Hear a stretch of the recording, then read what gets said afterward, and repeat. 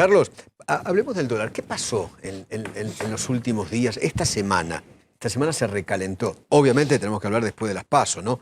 Porque después de las PASO pasó de 45 a 65 hoy, ¿no? Antes de las PASO, los medios decían, alguno titulaba, el 11 vota la gente, el 12 votan los mercados. Y ahora se volvió a instalar lo mismo, es decir, se crean climas y normalmente cada uno, a través de una actitud individual, trata de resolver lo suyo, protegerse, etcétera, etcétera. Por ejemplo, todos están hablando del dólar, pero yo te puedo decir que estos días y hoy hubo récord de cancelación de importaciones anticipadas. Es decir, gente que ha hecho importaciones, que le vence, tiene plazo, lo puede pagar dentro de 30 días, dentro de 60, dentro de 90. Se cubre. Hoy tuvimos, y ¿Qué detalle, no? ayer, ¿Qué dato? un desborde. Del cual uno no... Claro, pero que eso, todos ven a lo que van ahí a suspendieron esas importaciones. No. Las cancelaron por Gente anticipado. que tiene importaciones hechas y que tiene que pagarla y tiene un plazo, no le vence hoy. Ah, las cancelaron hoy, las liquidaron. Pero tiene derecho a pagar anticipo. Entonces hoy había entiendo. una demanda imposible de atender.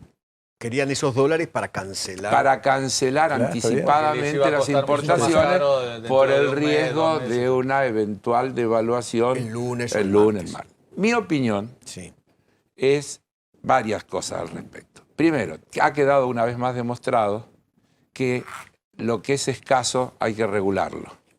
Y hay que regularlo con eficacia. El gobierno, cuando no tuvo más remedio, recurrió al control de cambio, recurrió a la liquidación de las exportaciones dentro de un determinado plazo y planteó el reperfilamiento de la deuda, reconociendo que tal cual como estaba contraída no se podía atender. Las tres cosas se hicieron entre el fin de agosto y los primeros días de septiembre. La inventiva especulativa o el ingenio popular, o como lo querramos llamar, inventó inmediatamente el puré, el bucle, etcétera, etcétera. El rulo. El bucle. Para cada una de esas cosas, la historia, no hay ningún mercado regulado que no genere un mercado negro inmediatamente, que son los que tratan de evitar la regulación. Para eso vos tenés que seguir aumentando medidas que impidan que eso pueda suceder. Hay infinidad de cuestiones que se pueden hacer. El problema que creo yo es que, como el propio gobierno dice, toma medidas en las que no cree. Y como toma medidas en las que no cree, generalmente cuando uno hace algo en lo que no cree, no lo hace bien. ¿Y qué hubieras hecho esta semana o con el control de cambios? Porque la verdad que se lo critica mucho a Sandler y al gobierno en general, de que el control de cambios que hizo fue bastante populista. Digamos. No sé qué quiere decir populista, pero... mirá, cuando... Electoral, si vamos a decir electoral, digamos, no afectar a la gente, porque vota... Bien, vamos a suponer... Ahora voy. Déjame ir primero un ejemplo más amplio. En un país que maneja seriamente el tema de las inversiones, a las inversiones financieras le pone un plazo mínimo de permanencia. Claro. Para evitar justamente la especulación. ¿Cómo evitar la especulación? Dice, mire, usted quiere venir al mercado a invertir, pero la inversión tiene que tener un año de permanencia. Exacto. O 6 meses de permanencia, o tiene que tener un encaje del 30% que no lo puede tocar, etcétera, etcétera. Si vos tenés instalada una ansiedad colectiva respecto de que puede haber una devaluación y la gente tiende a querer cubrirse, yo simplemente hubiera tomado una resolución diciendo que los dólares que se compran, estos hasta 10.000, de los 10.000, tienen que tener una permanencia mínima de 180 días. Con lo que... ¿Qué significa eso? ¿Que se quede en el país? ¿Que nadie lo saque? No, que lo quede en la cuenta y que no puedas hacer el puré. En una cuenta del plazo fijo. Él se cubrió del riesgo inflacionario, del riesgo devaluatorio, digamos, y no afectó las reservas.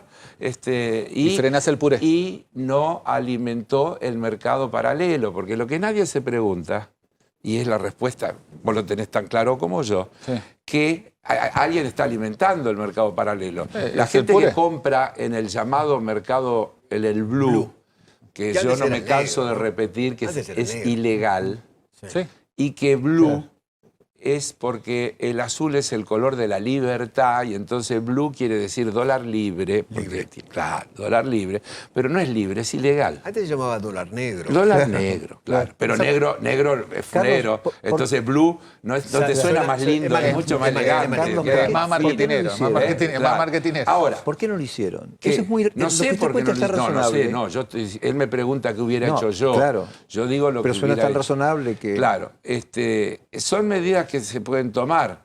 Podían haber bajado el número, en vez de 10, haberlo 5. restringido. Es Como en otra Chile, cosa creo que en Chile son que 5.000 podrían o en haber Brasil. hecho, claro. Pero simplemente, ya te digo, si no querés generar una cuestión de inquietud restringiendo el monto que ya fijaste para no volver a cambiar el monto, estableces una Ahora, simple ¿por qué medida. ayer y hoy había colas de 30, 40 personas en los Porque bancos, son los días hasta previos para a las comprar por elecciones. $200? Porque son los días previos a las elecciones y se genera el efecto manada, Sí. que si el Pero- otro lo hace, yo como no lo voy a hacer. Entonces, Pero con el dólar oficial había una sensación de fin de temporada, Sí, me saldo, lo están regalando. liquidación. sí, pero Fin de ¿cuánto temporada. es? ¿Cuál es el valor del dólar? ¿Quién Yo lo puede único que te decir? sé es que el oficial Pero- es baratísimo al lado de lo del resto. No, sí, pero eso es una manera de decirlo. Pero yo te podría decir, el otro es especulativo y no tiene nada que ver con No, la el realidad. contado con liqui es Sí. 80 mangos. No, pero ¿sabés lo que es el Para mí contado ese con es- liqui? Pero vos sabés lo que es el sí, contado bueno, con sí, liqui. sí, pero- Es una operación en la que ni siquiera se tocan los dólares. Está bien, está claro. Es una operación de fuga directamente. Exactamente, sacar dólares afuera del país. Sacar dólares fuera del país, no. Sí.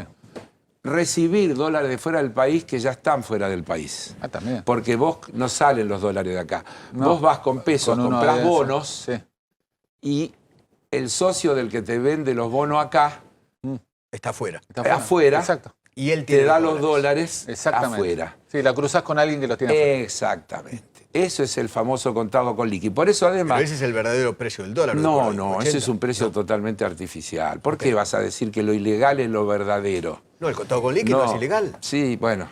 No es, más o no menos. es ilegal. No, no es ilegal. Es legal. Pero sí, Es legal. sí, todo es legal. No, el blue no es legal. ¿Eh? El No, blue no, no es legal. pero el rulo es legal también. Porque, también. sí, claro. Entonces vos tenés que ponerle límite a esas cosas. Ah, vos, bueno, fijate, sí. vos fijate lo raro que en estos días sube el riesgo país, sin embargo sube el valor de los bonos argentinos. ¿No te parece que es raro? Y está contaminado por el contado con liqui. Directamente, porque hay una demanda de bonos Claro, Por el obviamente. contado con que liqui. hace que el valor de eso suba. O una combinación de eso con, bajó tanto con el pánico que se ha instalado que es una buena oportunidad para hacer También. negocio y a este precio compro. Carlos. Porque hay que decirle a la gente, Sí.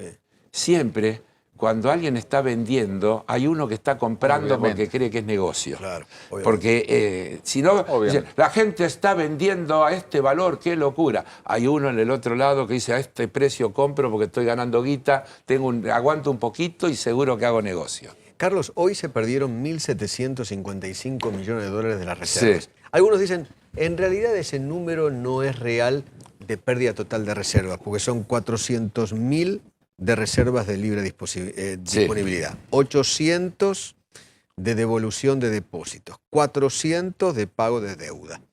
¿Cuál Claro. es la realidad? No, a ver, ¿qué realidad? Porque pagar deuda es parte de los destinos normales para los que uno tiene reserva. Ok. Yo tratando de explicar eso, a veces digo lo siguiente. Si la Argentina no tuviera deuda externa y tiene superávit de balanza comercial, podría vivir con reserva cero. Entonces vos tenés reserva para atender los desequilibrios. Y es normal. Y la reserva es por las dudas. Es claro, Por por las eso dudas es como yo como doy en el tu ejemplo, casa, ¿viste? como en el auto, ¿viste que hay un tanque de reserva? Exactamente. Bueno, Es para no poder es que llegar- no se puede usar, es es para para poder llegar a la estación de Es para servicio. poder llegar, claro. Claro. Entonces, no es deseable que bajen las reservas y lo razonable es que las reservas se mantengan dentro de un determinado valor, pero tiene que ver con el problema del nivel de la deuda y tiene que ver con el problema de que la Argentina hoy no puede renovar ningún vencimiento porque Cero. nadie se lo renueva. Cero. Normalmente a vos te vence el bono X y al mismo día o el día antes el Estado, el Tesoro, saca una nueva licitación de un bono y con esos fondos que toma del nuevo bono paga el anterior. Eso es lo que sucede en una situación normal. No estamos en una situación normal. No estamos en una situación normal. Entonces, ¿qué están haciendo? Utilizando esas reservas, pero, perdón, primero decidieron reperfilar, lo que muestra, mirá lo que hubiera pasado si no reperfilaban. Hacete esa pregunta. ¿Qué hubiera pasado hoy? Hoy no había reservas. Si no se hubiera decidido reperfilar. No había más. Ahora, hacete otra pregunta. Entonces, ¿no fue una irresponsabilidad el proceso de endeudamiento? Sí, eso sí. Pero igual vayamos más atrás todo lo que hay que ir atrás. Está bien, pero si igual, no te endeudabas, ¿de dónde sacabas la plata? Igual está todo... No, pero igual, Carlos, está todo... Otro modelo, otra política. Otra política, desde luego. El país se había desendeudado de una manera notable. Notable. Pero si Kicillof le dijo a la Canosa en su programa de televisión que le había dejado a Macri una deuda de 200.000 millones de dólares. No. La deuda, mira, primero, a mí más que hablar de números absolutos que a veces son confusos, los números siempre tienen que ver con relacionarlo con algo. La deuda que relaciona con el PBI y con las exportaciones. Sí. Con el PBI porque es la riqueza del país, es lo que se los produce. Ingresos, y con las exportaciones porque es de lo que te vas a... Bueno, es un tercio del PBI. Claro, pero creció de una manera... No, está en el 90% del PBI. Ah, perfecto. Está en el 90%. Y cuando empezó esta gestión estaba en el 40 y pico. Ese es el dato. Después vale la pena hablar... 200.000 son el 40 y pico del PBI. Y respecto a las exportaciones, no tengo de memoria el dato, pero también aumentó muchísimo la deuda medida contra las exportaciones, lo cual instala la sensación y la realidad de que como está diagramada no se puede pagar. Por eso el gobierno plantea el reperfilamiento. Mirá que el reperfilamiento tenía 4 capítulos. Las letras, los bonos bajo ley argentina, los bonos bajo ley extranjera y la deuda con el Fondo Monetario Internacional. Y ahora estamos asistiendo a una pelea de acreedores donde el fondo dice los bonistas tendrían que hacer una quita y los bonistas dicen no, la culpa la tiene el fondo que es responsable de las políticas, la quita la tiene que hacer el fondo, nosotros tenemos derecho a cobrar todo. Pero el problema es que hubo un proceso de endeudamiento. Mirá, acabo de encontrar la nota, mirá. Axel Kicillof, nosotros dejamos una deuda de 200.000 millones de dólares.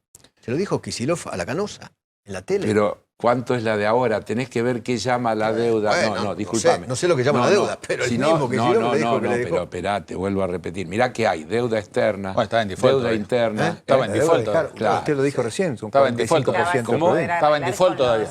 En default estaba por el 7% de la deuda. En default. No, te lo discuto de acá. No, era default. No, podía ser, te había embargado Griesa. Te había hecho default de Griesa. La verdad, pero justicia norteamericana. Sí, perdón que me pongo de pie. Libertad. Me pongo de pie y hago... Déjame. Mira, yo te voy a decir una cosa. Y vos repasá conmigo la historia. Dale. La Argentina entró en default. La gente dice que Rodríguez Sá declaró el default. La Argentina estaba en default antes de Rodríguez Sá. Cavallo declaró el default. Cavallo, cuando volvió de Estados Unidos con la mano vacía, después del megacanje, dijo, no nos prestan un mango más, y la Argentina creó 17 monedas porque la convertibilidad no le permitía emitir, y entonces las provincias comenzaron a emitir para poder pagarle los sueldos a los empleados públicos. Ese fue el default. Ese fue el default. Cuando entró el gobierno de Néstor Kirchner, empezó una renegociación y hubo 2 canjes en los cuales el 93% de los acreedores de la Argentina aceptó el canje con quita, y la Argentina pagó religiosa y puntualmente a ese 93% en cada uno de los vencimientos en las fechas que fue acordado. Llegó un momento que el juez Griesa, para presionar, le prohibió a la Argentina pagarle a los acreedores con los que había acordado. ¿Te acordás? Obviamente. Tomó una resolución. El pari paso. Exacto. Diciendo, si no le puede pagar a ellos, si no le paga a estos. La Argentina consignó los fondos para demostrar que tenía capacidad de pago. Y llegamos a una situación absurda que no debe tener otro antecedente en la historia universal, de que hay un deudor que quiere pagar y tiene la plata, un acreedor que quiere cobrar y está dispuesto, y un juez que lo impide. Pero pará, había otro acreedor que quería cobrar y no, lo ignoraba. El otro 7%. En la convocatoria que tenía un papelito que dice, acá me debes algo de 2001. En la convocatoria de acreedores del almacén de Don Pancho, cuando el 93% te da el acuerdo, el otro 7% tiene que aceptarlo. Pero en la cláusula de emisión del bono no decía eso. Pero porque eso estaba en la arbitrariedad. Estamos hablando de deuda emitida por la dictadura, etcétera, aceptando condiciones lesivas para el interés nacional.